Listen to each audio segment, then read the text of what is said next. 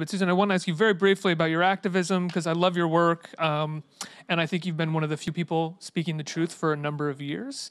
And I think you've withstood a fair amount of, not a fair amount, a lot of criticism because of it, and maybe some even online abuse at times, and abuse from some of the more powerful people in this country.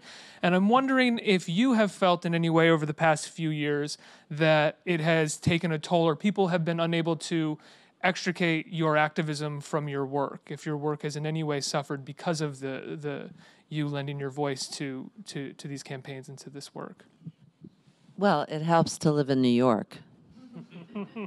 So I feel very at home here, and you know, it's politically very different than how LA, for the most part, or my business deals with certain political issues. I mean, everyone's in their bubble, right? Mm-hmm.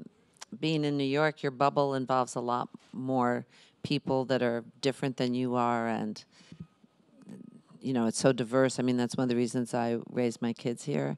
Economically, the kinds of families that are here, way ahead of the diversity in other places. So I feel safer here and happier here. And I don't know about work. I always think, you know, that's kind of like worrying if your slip is showing when you're fleeing a burning building. If there's something that, you know, really you're going to feel worse about not using your access, because most of the time it's because I'm being used to draw attention to people that don't have a voice. If I'm arrested to protest the separation of women and mothers at the border with their children, then I know that it stands a better chance for that issue to be discussed.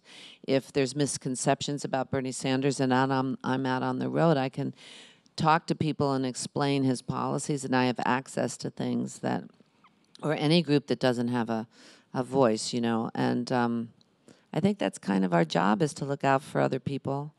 And when I went to Lesbos, for instance, those stories for those people were not being represented at all at that time. Trump was talking about them as if they were terrorists. So I just thought, I've got to find out who really they are. Why did they come? What jobs did they leave? Where are they going? And that's all I asked. I went by myself.